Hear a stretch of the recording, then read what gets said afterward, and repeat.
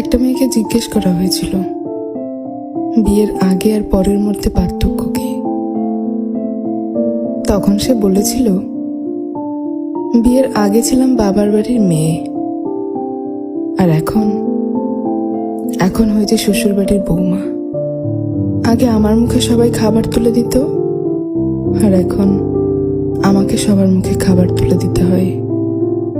আগে একটু ব্যথা পেলে চিল্লাচিল্লি করে সারা বাড়ি মাথায় তুলে ফেলতাম, আর এখন অনেক ব্যথা পেলেও একটা শব্দ করি না। আগে হাসার জন্য মা বকতো, আর এখন কাঁদতে গেলেও ভয় হয়। আগে একটু মন খারাপ হলেই মা বুঝে ফেলতো, কিন্তু এখন ভেতরটা চুরমার হয়ে গেলেও কেউ টের পায় না। আগে ভাবতাম বাইরের জগৎটা অনেক শান্তি,